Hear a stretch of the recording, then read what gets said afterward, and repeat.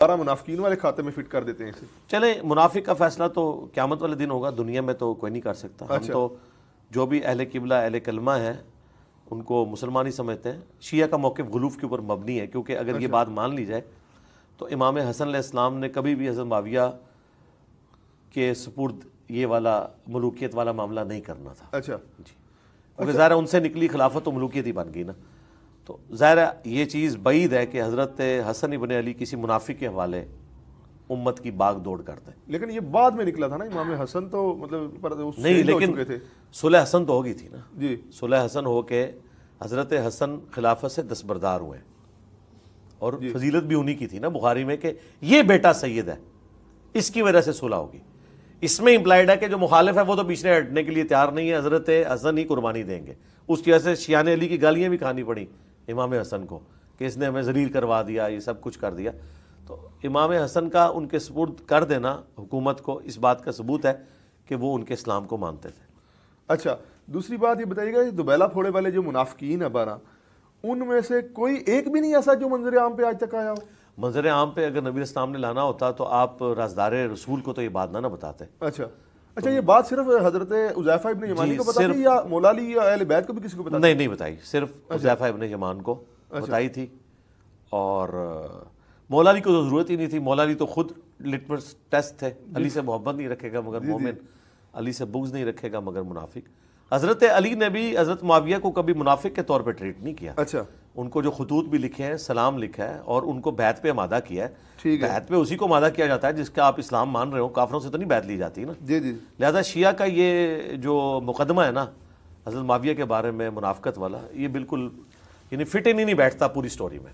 اچھا, مولا علی کو کیا علم تھا کہ عبد الرحمن ابن ملجم ان پہ تلوار مار دے گا؟ ایک روایت آتی ہے کہ جناب مولا علی نے باقاعدہ اسے اٹھایا تھا ٹھوکر مار کے, کوئی اس طرح نہیں کہانیاں بنی ہیں. آپ کو صرف جنرل پتا تھا, وہ بھی نبی اسلام نے بتایا تھا. اچھا, جو المستدرک للحاکم میں ہے, مسند ابی یعلا کے اندر ہے. اچھا, کہ اور سنن سیر کبریٰ میں کہ اس امت کا بدبخت ترین شخص وہ ہوگا جو تیرے سر کے خون سے داڑھی کو رنگ دے گا. ٹھیک ہے. اور اگلی امتوں میں قوم سمود کا وہ شخص تھا جس نے قوم سمود کی اونٹنی کو قتل کیا تھا. تو یہ ذکر ملتا ہے, باقی ظاہر ہے یہ چیز نہیں پتہ. جی آگے بڑھاتے ہیں. فہد ملک صاحب سوال کیجیے گا. السلام علیکم سر. وعلیکم السلام. اچھا سر, میرا ایک سوال جو ہے وہ حدیث سے ریلیٹڈ ہے. صحیح مسلم کی حدیث ہے جس میں یہ بیان کیا جاتا ہے کہ رسول اللہ نے ایک صحابی غالباً وہ حضرت حذیفہ تھے, ان کو فرمایا تھا کہ میرے اصحاب میں سے کوئی 12 صحاب جو ہیں وہ منافقین ہیں. تو اس آپ کے مطابق اس کی اس حدیث کی جو ہے سیاق و سباق کیا ہے, یا آپ اس کے بارے میں کیا رائے رکھتے ہیں سر؟ جزاک اللہ. یہ بات روایتوں میں بیان ہوئی ہے, اس کو روایتوں میں دیکھنے کی بجائے قرآن کو دیکھیے. قرآن میں یہ واضح ہے کہ مدینے میں منافقین موجود تھے. رسول اللہ صلی اللہ علیہ وسلم پر جو لوگ ایمان لائے انہی میں منافقین بھی تھے. ان منافقین کا بڑا تفصیلی ذکر قرآن میں ہوا ہے. پوری صورتیں ہیں جن میں ان کے احوال بیان ہوئے ہیں, جن میں یہ بتایا گیا ہے کہ وہ کس طریقے سے فریب دیتے ہیں, کس طرح سے آ کے باتیں کرتے ہیں, کس طرح سے وفاداری کا یقین دلاتے ہیں, لیکن اصل میں منافق ہیں. قرآن مجید میں پوری سورہ کا نام ہی سورہ منافقون ہے. اس کی ابتدا یہاں سے ہوتی ہے کہ یہ منافق آ کر کہتے ہیں کہ ہم خدا کو گواہ کر کے بتا رہے ہیں کہ آپ اللہ کے رسول ہیں. اس کے جواب میں فرمایا کہ اللہ گواہی دیتا ہے کہ آپ اللہ کے رسول ہیں, لیکن یہ منافق بالکل جھوٹے ہیں.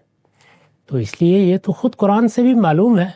اس میں 12, 14, 15 اس طرح کا کوئی اگر عدد بھی آ جائے تو اس میں کیا چیز ہے جو باعث تعجب ہے. جی آگے بڑھاتے ہیں. اللہ کے رسول صلی اللہ علیہ وسلم پر 12 منافقین نے حملہ کیا صحابہ میں سے. صحیح مسلم کی حدیث 70-35 جس میں سے 8 کے دوبیلا پھوڑا نکلے گا. ٹھیک ہے, تو کیا آپ ان 12 منافقین کے نام جانتے ہیں؟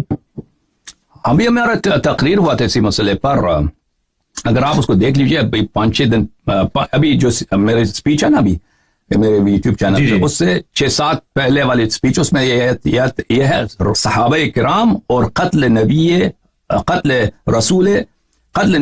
رب الانام. اس میں اگر آپ دیکھ لیں تو اس میں میں نے لکھا تھا کیا عقبہ کے منصوبے میں ابو بکر عمر عثمان بھی شامل تھے. تو اس میں میری تحقیق ہے صرف آپ لوگوں کی کتب سے، آپ لوگوں کی کتب سے ہے کہ وہاں پہ ہم نے دکھا دیا ہے کہ بہت ساری روایات تھیں آپ کے کتب میں، اس کی شہادت ابن حزم دیتا ہے کہ اس میں ابوبکر عمر عثمان شامل تھے، اس کے علاوہ بھی صحابت تھے شامل تھے ان لوگوں میں جنہوں نے عقبہ میں غزوہ تبوک سے واپسی پر رسول اللہ صلی اللہ علیہ وآلہ وسلم کو قتل کرنے کی کوشش کی تھی۔ یہ شیعوں کی کتاب نہیں ہے جس کا میں حوالہ دے رہا ہوں، یہ آپ لوگوں کی کتاب ہے۔ تو وہ کیا حدیث کی کتابیں ہیں یا تاریخی کتب ہیں؟ وہ آپ ادھر دیکھ لیجئے، سب آپ کے کتابیں اور سب آپ کی حدیثیں ہیں۔ نہیں، وہ اصل میں کچھ حدیثوں کو تو میں بھی جانتا ہوں جس کی سند پوری نہیں ملتی، پھر وہ ایک ہی راوی پر جرح ہو رہی ہے، باقی راوی کو چیزیں موجود نہیں ہے اس کے اندر۔ وہ یہ ہے کہ دیکھیں آپ، وہ مجھے صحیح سند کے ساتھ اور صحیح بک کے ساتھ نہیں ملی، جسے ہم کہیں کہ یہ مسئلہ بہت حساس ہے کہ کیا خلفاء ثلاثہ تھے، انہوں نے اس معاملے میں شریک تھے یا نہیں تھے، یہ تو آپ جانتے ہیں بہت سینسٹیو ہے۔ اور یہاں پر آپ ابھی اسی اسپیچ میں نے اشارہ بھی کیا، اسی میں بس کتابیں بھی دکھائی آپ دیکھ لیں اس میں کہ آپ لوگوں کے جو عالم دین ہیں یہ ابھی سے متعصب نہیں بنے ہیں، یہ شروع میں بھی اسی طرح جتنے پیچھے جائیں اسی طرح تعصب تھے ان میں، یعنی ابو بکر عمر کی محبت اور ابو بکر عمر عثمان کی دفاع کرنا، ان کے کاموں کو صحیح دکھانا۔ تو اس زمانے میں اب یہ ایک بہت بڑا موضوع ہے کہ کس طرح احادیث فلٹر ہو گئی ہیں، احادیث کم پہنچی ہمارے نزدیک، اور کس طرح اجازت دیں مجھے ایک منٹ، کس طرح مختلف ادوار میں کتابیں جلائی گئی ہیں، احادیث کو تب برباد کیا۔ آپ کے علماء نے فتوے دیے ہیں کہ ابو بکر عمر عثمان کے خلاف کسی طرح کی حدیث نقل نہیں کیا جائے۔ آپ کے جو بخاری کے مشائخ تھے، میں نہیں کہہ رہا شیعہ کتب، بخاری کے جن لوگوں پہ بخاری اعتماد کرتا تھا، جو اپنے زمانے میں شیخ اسلام تھے، ان کے کتب کو جلایا گیا ہے۔ یہ کوئی چھوٹی باتیں نہیں، آپ اس کو توجہ دیں، ذہن میں رکھیں، پھر وہ میرا اسپیچ دیکھ لیں۔ تو ابن حزم ظاہری جو بہت بڑا فقیہ ہے، بہت بڑا محدث ہے، اور اس کی وفات سے ظاہراً 5ویں صدی میں ہے، وہ خود اپنی کتاب میں کہتا ہے، المحلہ میں کہتا ہے کہ بہت ساری احادیث ہیں ولید ابن جمیع سے، بہت ساری احادیث ہیں ولید ابن جمیع سے، جس میں یہی ہے کہ ابو بکر عمر عثمان نے رسول اللہ صلی اللہ علیہ وسلم کو عقبہ میں قتل کرنے کی کوشش کی۔ تو یہ احادیث ابھی ہمارے ہاتھ میں نہیں ہے، ہمارے پاس جو احادیث ہیں یہ ہے کہ صحابہ نے قتل کرنے کی کوشش کی۔ وہ صحابہ کون ہیں؟ تو ابن حزم خود شہادت دیتا ہے کہ بہت ساری احادیث ہیں جو ولید ابن جمیع سے مروی ہیں، لیکن ولید ابن جمیع ثقہ نہیں ہے۔ لیکن وہ کیوں ثقہ نہیں ہے؟ کیوں کہتا ہے؟ کیونکہ اس نے یہ احادیث نقل کی ہیں، وجہ بھی بتاتا ہے۔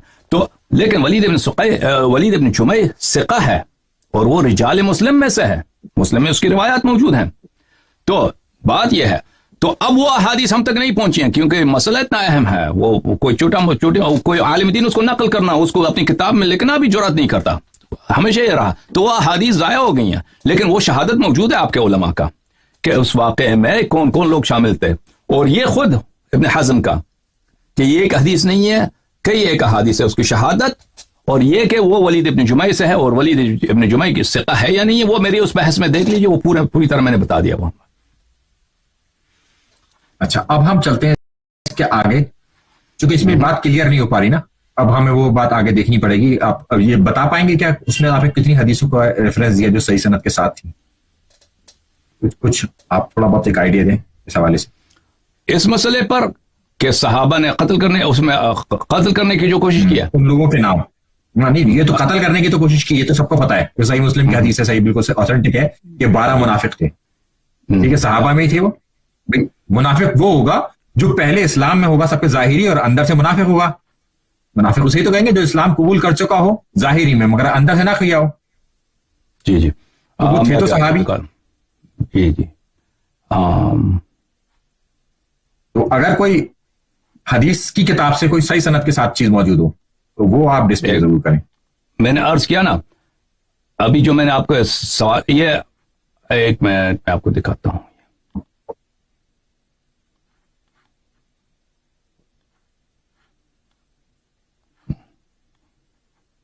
کہاں چلا گیا؟ ایک منٹ بھائی،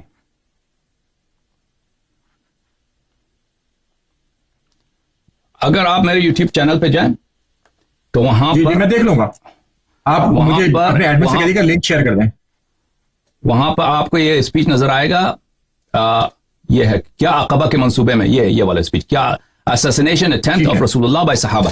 उसमें मैंने बता दिया, मेरे पास जो दलील है आपके कुतुब से वही है, आपके कुतुब से मेरे पास जो दलील है कि क्या उसमें अबू बकर उमर उस्मान शामिल थे, उसमें इब्न हज़म की शहादत इस पस मंजर के साथ कि आपके मजहब में अहादीस की फिल्टरिंग का सिलसिला, चाहे वह हदीस सही क्यों ना हो, उनको जलाना, उनको महव करना, ये एक बहुत इसकी तारीख है। तो वो अहादीस आप कहते हैं कितने रेफरेंसेस हैं मेरे पास, वो अहादीस हम तक नहीं पहुंची हैं, लेकिन इतना बड़ा आलिम जो वो उसको झूठ बोलने की कोई जरूरत नहीं है, इस हसास मसले पर उसकी शहादत मौजूद है कि ऐसे अहादीस उसके जमाने में 5वीं सदी में बहुत थी, जिसमें यह था कि ये लोग उस मंसूबे में शरीक थे, और उस अहादीस की ज़ाफ की सिर्फ एक ही वजह है, वो है वलीद इब्न जुमई, और वलीद इब्न जुमई सिका है। जी, मुझे उम्मीद रखता हूं वो मतलब एक्चुअल में वो चीज मौजूद नहीं है, अवेलेबल नहीं है, ये कहना चाह रहे हैं ना आप?